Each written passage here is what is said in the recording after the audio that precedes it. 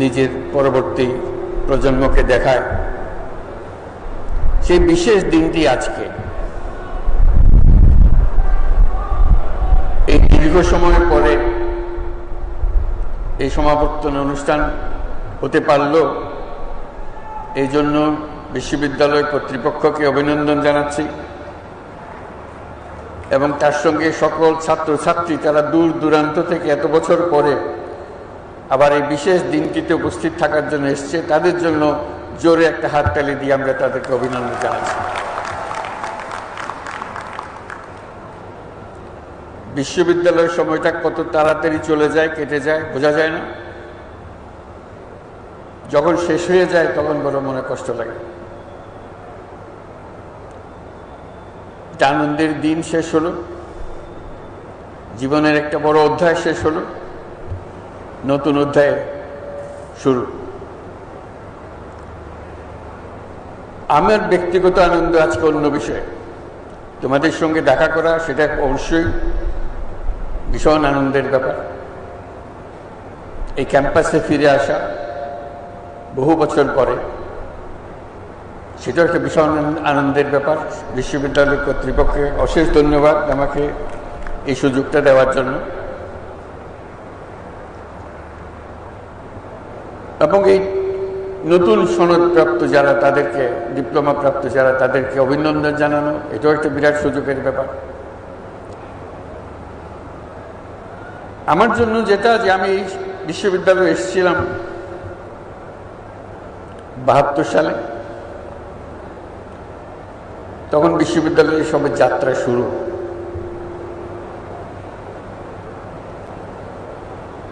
শিক্ষক হিসেবে দায়িত্ব নিয়েছিলাম, কিন্তু তখন বুঝতে পারি নাই কি পরিবর্তন হতে যাচ্ছে আমার ভেতরে। অত্যন্ত উৎসাহ সহকারে শিক্ষকের দায়িত্ব পালন করছিলাম। এর মধ্যে 74 সালে বিরাট দুর্ভিক্ষ এলো, সবকিছু ওলট পালট করে দিল। মনের মধ্যে বহু জিজ্ঞাসার সৃষ্টি হলো। মনে মনে ভাবলাম,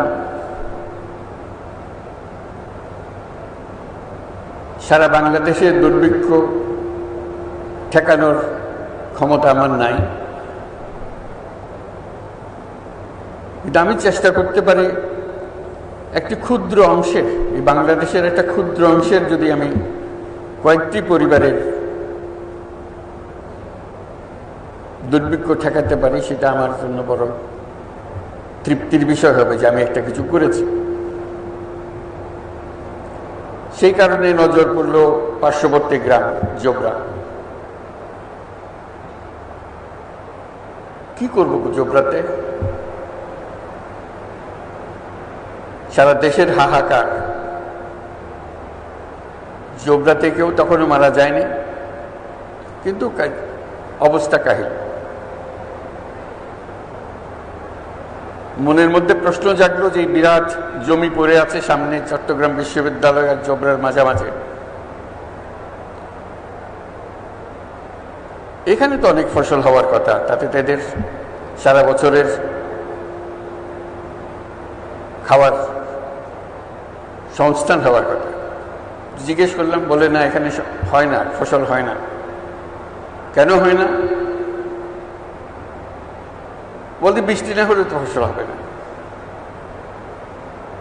আমি তখন রাউজানের উদাহরণ দিলাম। রাউজানে তখন সবে মাত্র ইরিদানের চাষ শুরু হয়েছে। আমি যে রাউজান তো আমাদের থেকে বেশি দূরে না।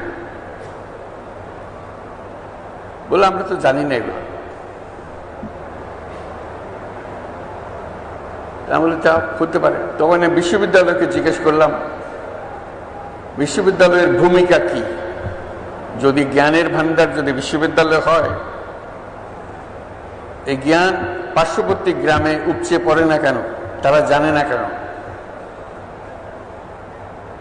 কেউ কোনো সদুত্তর দিল না বা দেওয়ার চেষ্টাও করল না।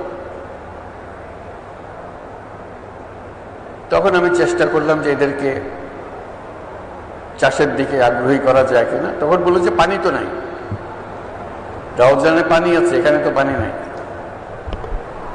ডিপ টিউবওয়েল তখন সবই এসছে দেশে, ওদের ডিপ টিউবওয়েল আছে, আমাদের ডিপ টিউবওয়েল নাই। বহু চেষ্টা তদবির করে একটা ডিপ টিউবওয়েল বসালাম। কি হবে? এখানে শীতকালে চাষ হবে। অবিশ্বাস্য একটা কাণ্ড, শীতকালে চাষ, এটা মানুষের ধারণার ভেতরেও নাই। শীতকালে কি করে চাষ হয়? লোকের ব্যাখ্যা ছিল শীতকালে যদি চাষ করার বিষয় থাকতো তা আল্লাহ তাহলে শীতকালে বৃষ্টি দিতেন। আল্লাহ শীতকালে বৃষ্টি দেয় নাই, যেহেতু শীতকালে ফসল করার কথা না। আপনি জোর করে আল্লাহর হুকুম উল্টিয়ে দিয়েন না। তা আমি বলতে থাকলাম, ডিপ টিউবওয়েলের ব্যবস্থা করা হলো, ফসল হলো।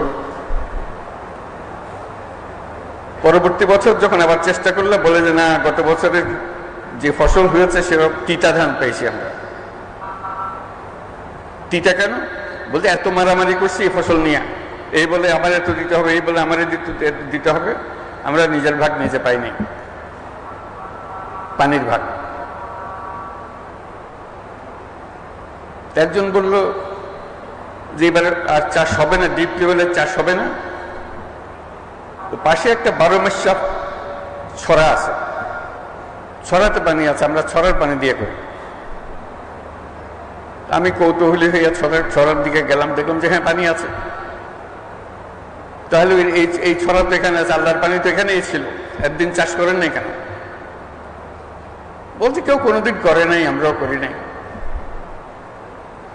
তো সেবার বাঁধ দেওয়া হলো, আমরা সবাই মিলে বাঁধ দিলাম। বাঁধে যে পানি আসলো তাদের ডিপ টিউবওয়েলের পানি চেয়ে অনেক বেশি পানি।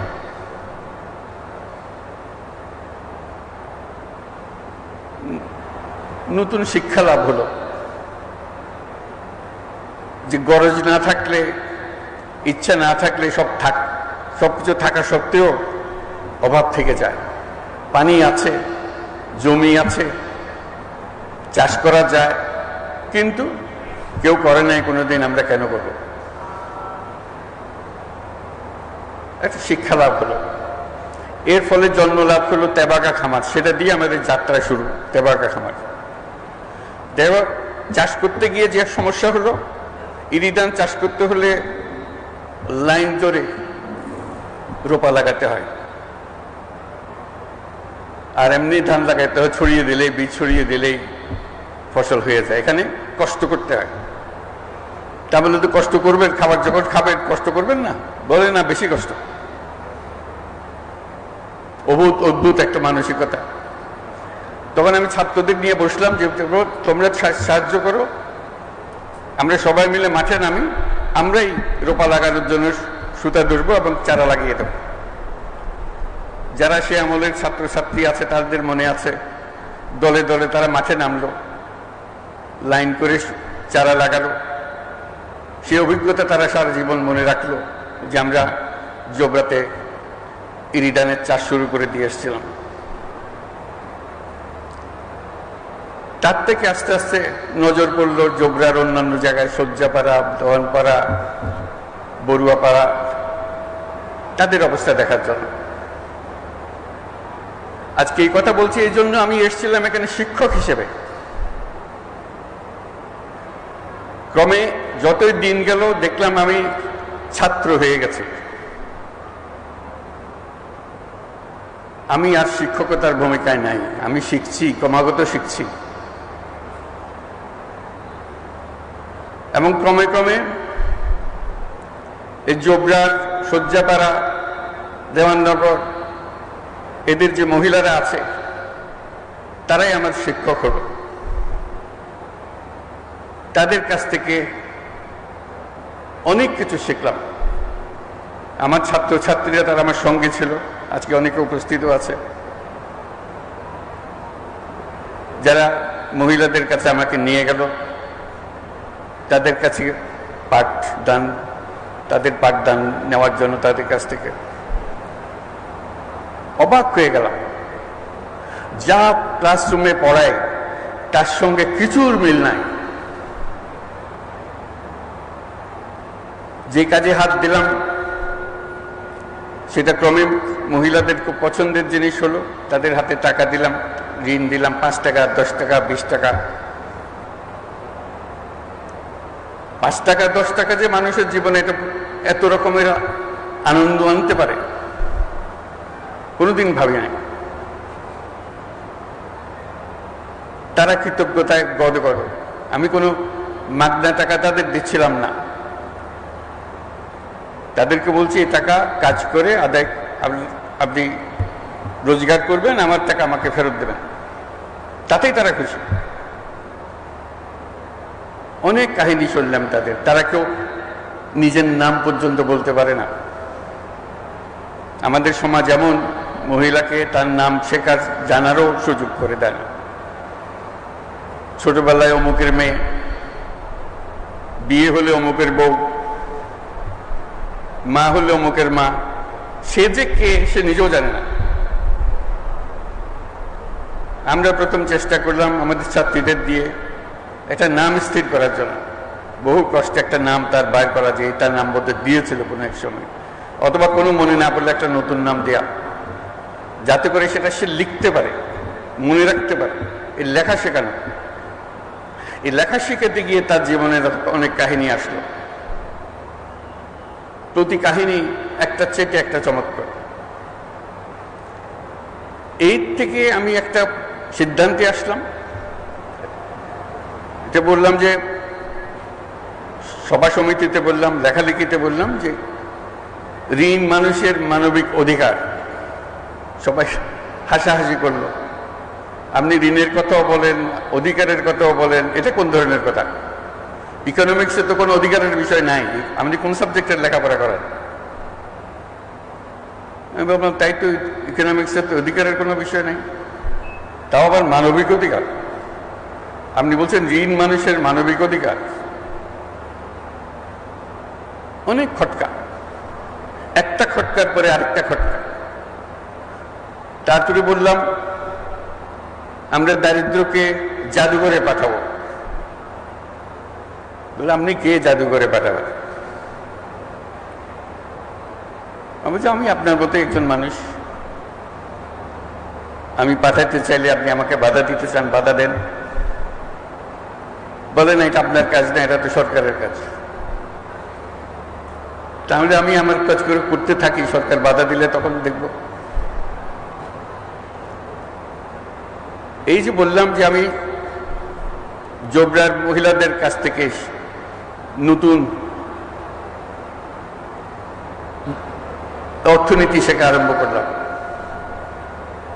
সেই হিসেবে জোবরা আমার নতুন বিশ্ববিদ্যালয়ে দাঁড়িয়ে গেল।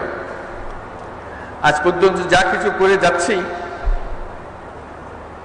এই জোবরা থেকে যা শিখেছি তারই বহিঃপ্রকাশ। বলছি যে যে অর্থনীতি আমরা পড়াচ্ছি, এই অর্থনীতি ব্যবসার অর্থনীতি, মানুষের অর্থনীতি না। যে কোনো অর্থনীতিবিদ্যা যদি শুরু করতে হয় মানুষকে দিয়ে শুরু করতে হবে, ব্যবসাকে দিয়ে না। আজকে যে শুরুটা হলো, সেই শুরুটাই আমাদেরকে ভুল পথে নিয়ে গেল। আমরা এক ব্যবসা কেন্দ্রিক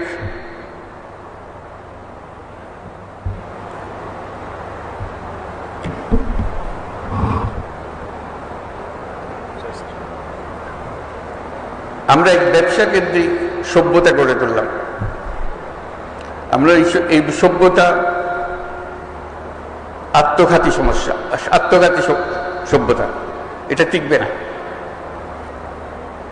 ওই যে নতুন বিশ্ববিদ্যালয়ে আমি পড়াশোনা শুরু করলাম, সে নতুন বিশ্ববিদ্যালয়ে আমাকে বলল যে এই বিদ্যায় পৃথিবী ধ্বংসপ্রাপ্ত হবে, এর থেকে রেহাই পাওয়ার কোনো উপায় নাই। তখন আরো বড় আকারের জিনিসের মধ্যে ঢুকলাম, বললাম যে আমাদেরকে নতুন সভ্যতা করতে হবে। আমি ভাবলাম যে এটা বললে তো আমার সহকর্মী যারা আছেন, যারা অর্থনীতি পাঠদান করেন, লেখালেখি করেন, তারা আমাকে তো অনেক আগেই এমনি ত্যায্য করেছে, একেবারেই শেষ করে দেব, যেটা এর সঙ্গে আর বেশি কথা বলার দরকার নাই। কিন্তু ওই নতুন শিক্ষাপ্রাপ্ত যে ছাত্র, আমার মাথায় সেটা রয়ে গেল যে আমাদেরকে আবার নতুন সূত্রে যাত্রা শুরু করতে হবে। যে অর্থনীতির ভিত্তি হবে মানুষ,